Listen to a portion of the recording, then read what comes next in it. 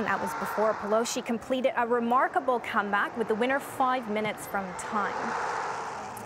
After the game, Ranieri told the players he would quit. It's prompted speculation that under pressure, Chelsea boss Carlo Ancelotti could be lined up as long-term replacement.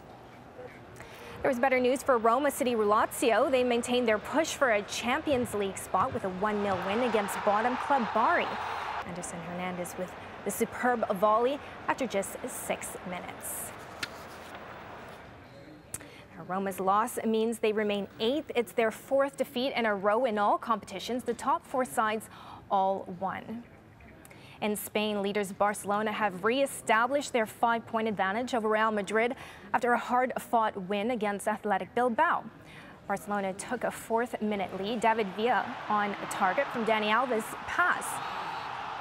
Bilbao proved resolute opponents, and it was they who equalized just after halftime. Sergio Busquets fouled Fernando Llorente, and Andoni Iraola stepped up to score Bilbao's equalizer from the penalty spot. Barcelona looked like they might drop 2 vital points before Lionel Messi struck with 12 minutes left to give the home side a 2-1 win. Elsewhere, 4th place Villarreal hosted bottom-of-the-table Malaga. The home side took a first-half lead through Marco Ruben. That didn't turn out to be enough as Sepa scored a late equalizer for Malaga to earn them a 1-1 draw in an unlikely point. Osasuna beat Espanyol 4-0 on coach Jose Luis Mendilibar's debut game on Sunday. Jevon Kunam scored 2 goals for Osasuna, including this penalty, after Espanyol's Aldo Ducher handled the ball. Then Manuel Ortiz made it 3-0. And just when Espanyol thought it couldn't get any worse for them, Fernando Soriano wrapped up Osasuna's victory in the final few minutes. And Sevilla ended their bad run of form on Sunday with a 1-0 win over visiting Hercules. This was Ivan Rachicic's first goal for the club since moving over from Schalke in January. The win ends Sevilla's 3-game losing streak. So Barca maintained their 5-point lead at the top. In fact, the top 6 remain unchanged.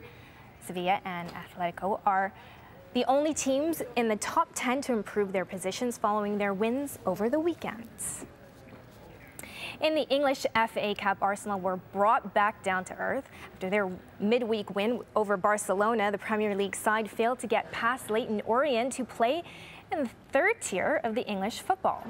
Arsenal took the lead in this 5th round tie just 8 minutes into the second half. Thomas Rositzky heading Nicholas Bentner's cross. Now they looked to be going through until the 89th minute when Orient's Jonathan Tehu squeezed past the Gunners' defense to level the match. The 1-1 draw earns Leyton Orient, who are struggling financially, a lucrative replay at the Emirates Stadium. The winner will play Man United in the quarterfinals. There were 3 FA Cup matches on Sunday. Manchester City thumped Notts County 5-0 in a 4th round replay. The other 5th round match, Bolton beat Fulham 1-0. To tennis, and Caroline Wozniacki won her first WTA title of the season with a straight sets victory over Svetlana Kuznetsova in the final of the Dubai Championships. Wozniacki, who regained the world #1 ranking earlier in the tournament, proved too strong for Kuznetsova. The Dane broke her Russian opponent's serve 7 times in all as she cruised to a 6-1, 6-3 victory. It's Wozniacki's 13th career title. In men's tennis, Andy Roddick won the 30th ATP title of his career with what he described as the shot of his life in the final of the Memphis International.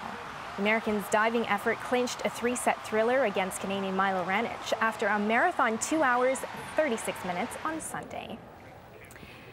To golf now, and Aaron Baddeley has won the Northern Trust Open in California. It's his first PGA Tour title in 4 years. The 29-year-old Australian held on off some veteran golfers to close with a 2 under 69. The win earns him a check worth $1.17 million. And 2 shots behind him was this man, Vijay Singh. 3 weeks ago, he fell out of the top 100 for the first time in more than 21 years. He finished in 2nd. Now, the NASCAR series in the United States is well known for its frequent crashes, but this year's Daytona 500 was even more chaotic than usual. The event is known as the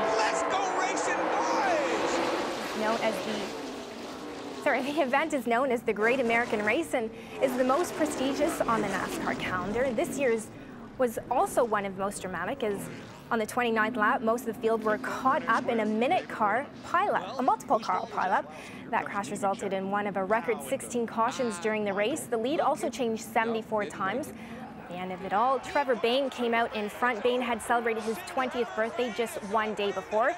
He's the youngest winner in the 52-year history of the Daytona 500. Happy birthday, Trevor Bayne, 20 years old.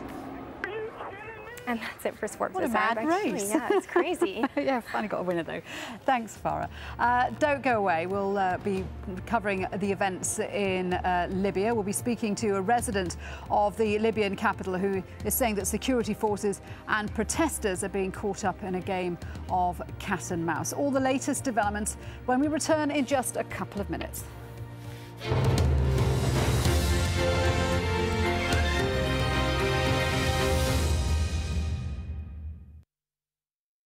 East Timor's government has declared it's time for foreign forces to leave the country.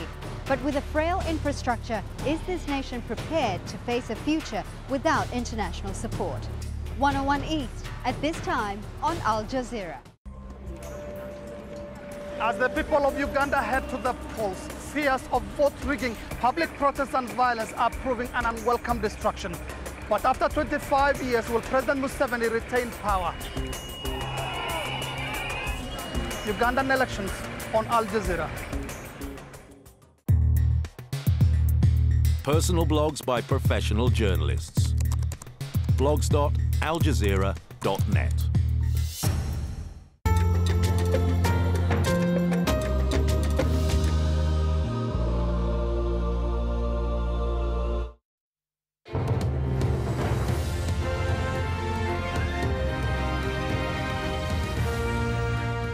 Welcome back. Thanks for being with us. It's 14 GMT, the top of the hour. You're watching Al Jazeera with me, Shudi Ghosh. Let's take you through the top stories right now. Witnesses have told Al Jazeera that more than 60 people have been killed in violence on Monday in the Libyan capital, Tripoli. The son of Libyan leader Muammar Gaddafi has warned of a civil war if anti-government protests continue to spread. Well, those protesters say they've taken control of the country's second city, Benghazi. Eyewitnesses have told Al Jazeera the cities of Al-Baida and Sebha are also in the hands of protesters. Meanwhile, Britain has summoned the Libyan ambassador in London and condemned the use of lethal force against protesters. European foreign ministers are meeting in Brussels later on Monday to discuss the crisis. With reports of several cities being in the hands of protesters, the unrest is now spreading to the capital. Witnesses say security forces have started looting banks and other institutions, and several government buildings have been set on fire. Al Jazeera's Lawrence Lee has more. Although these pictures from Tripoli have only just emerged, they're from the weekend. But what they purport to show mirrors the latest information from the protesters. Banks being looted, police stations on fire, dozens killed.